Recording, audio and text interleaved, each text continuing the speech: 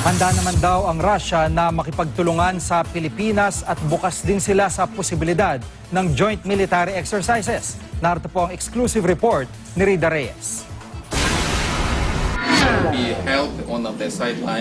Nakapanayam ng GMA News ang Russian ambassador to the Philippines na si Igor Kovayev. Batid daw ng Russia na gaya ng China, hindi laging positibo ang imaheng isinasalarawan sa kanila. Believe me, please. A true Russia is much, much different from Russia as portrayed, as showed by Hollywood movies. Our two nations deserve to know each other much, much better. It's time to discover.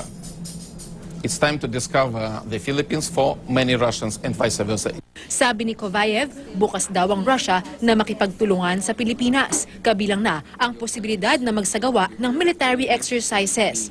Inihahanda ng araw ang planong pagbisita ni Duterte sa Russia. Nauna nang nagkita sina Duterte at Russian Prime Minister Dmitry Medvedev sa ASEAN Summit sa Laos noong isang buwan. He was deeply impressed by the personality of His Excellency President Duterte. Please formulate your wish list. What kind of support, what kind of assistance do you expect from Russia? And we'll be ready to sit down together, to come together, to sit down together and to discuss what can and should be done. So, and I'm saying again, so it includes any area, any field of possible cooperation. Suportado raw ng Russia ang kampanya ni Duterte laban sa droga, lalo pat minsan na rin nila itong naging problema. Kaya sa kabila raw ng kaliwat kanang batikos na international community kay Duterte, hindi kailanman makikialam ang Russia. We don't interfere into domestic affairs of other sovereign states. I'm saying again, it's a fundamental principle of our foreign policy. So, it's not our business to give advices to the government of any other country what they should do. Rida Reyes, GMA News. President Rodrigo Duterte plans to open an alliance with China and Russia in terms of trade and commerce. Rosalie Cos will tell us why. President Rodrigo Duterte aims to promote good relations with China and Russia. In his speech this afternoon, President Duterte says he has spoken with Chinese President Xi Jinping. I'm going to China. I will open up all avenues of trade and commerce. They can come in. However, President Duterte clarifies that he is willing to sign a 60-year contract to build factories but will not allow selling of land properties to Chinese investors. I can give them 60 years plus another 60 years. By that time, you won't need your factory here already. Bigyan ko 60 years, renewable for 60 years. Eh, bakit pa sila magbili ng lupa? Aside from this, President Duterte also had a one-on-one conversation with Russian Prime Minister Dmitry Medvedev and was able to express the kind of alliance he wanted to have with America as well as Russia. Oh, nag-one-on-one. Matagal kami, sabi ko na I think I'm about to cross the Rubicon between me and the United States. At least for the 6 years. I would need your help in everything. Trade, commerce, and I will open up. President Duterte once again says that he doesn't intend to break ties with America, but he also does not want military alliances with them. Rosalie Cos, UNTV News and Rescue, Malacanang. Tinawag ni Pangulong Rodrigo Duterte na crossing the Rubicon o wala nang balikan ang pagdistansya niya sa Estados Unidos. Hindi raw kasi patas ang Amerika kahit sa mga kaalyado nito tulad ng Pilipinas. Desidido naman ang Pangulo na palakasin ang ugnayan sa Russia at China. Umaaksyon si Jeff Caparas. You say that, what is... You listen to your about to cross the Rubicon. Sir, what does that mean in foreign policy? It is the point of no return. Ganito inilarawan ni Pangulong Rodrigo Duterte ang pananaw niya sa relasyon ng Pilipinas at Estados Unidos ngayon. Kung ang Pangulo ang tatanungin, panahon na para patibayin ng Pilipinas ang relasyon nito sa ibang bansa, kahit pa sa mga itinuturing na karibal ng Estados Unidos tulad ng Russia at China. Sinabi ng Pangulo ang pahayag na ito sa pakipagpulong kay Russian Prime Minister Dmitry Medvedev kasabay ng pagtalakay sa iba-ibang issue tulad ng kalakaran. I said I had a good talk with the Prime Minister, Medvedev.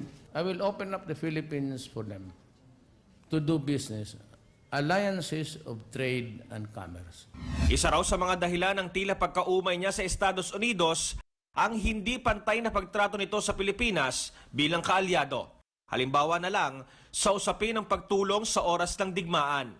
You know, there is a RPUS Pact that was in the 50s. It says that an attack on the Philippines would be an attack of the United States.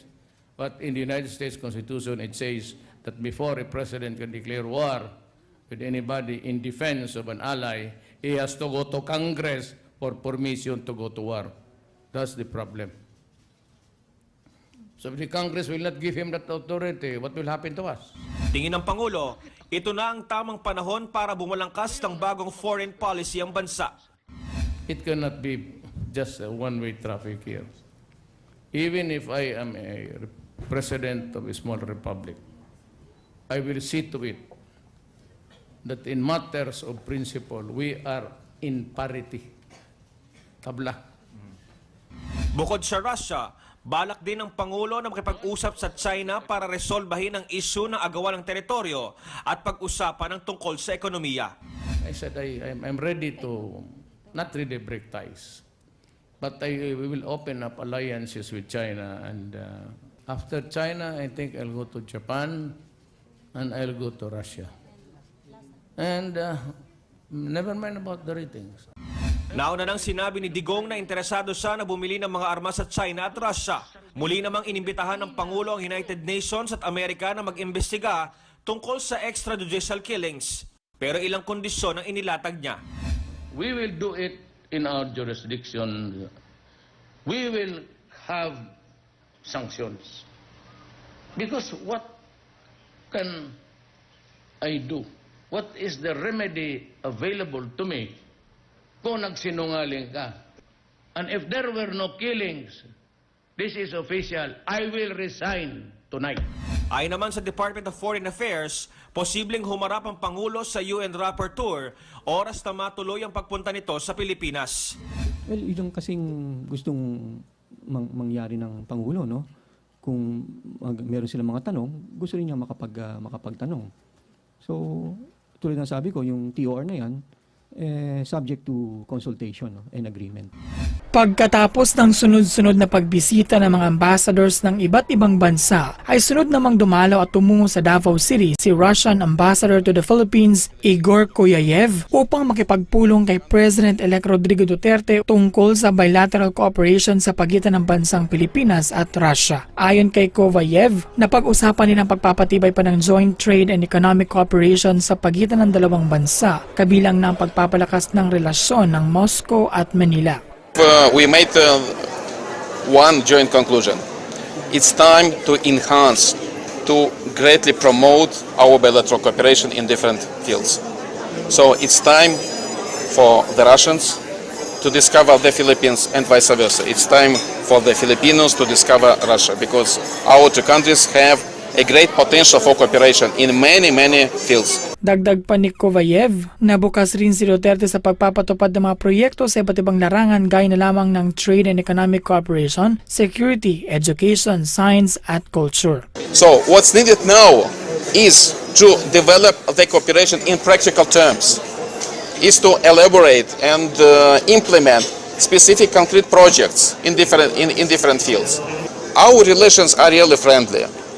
I would like just to remind you that we have a very positive legacy of our bilateral cooperation. We have no disputes, no political contradictions or differences. Sa kabilang banda, sinabi naman ni Kovayev na handa silang makapagtulungan upang masugpo ang problema ng dalawang bansa pagdating sa terorismo. So both Russia and the Philippines suffered a lot from terrorism. Terrorism, this is a common threat to all of us, and it's not possible to eradicate, to eliminate terrorism alone. All of us should combine our efforts. And we discussed this subject in this way. And we have a full mutual understanding in this respect. Nag-uulat para sa News 9 Philippines, Joma Santos, Sunshine Media Network International.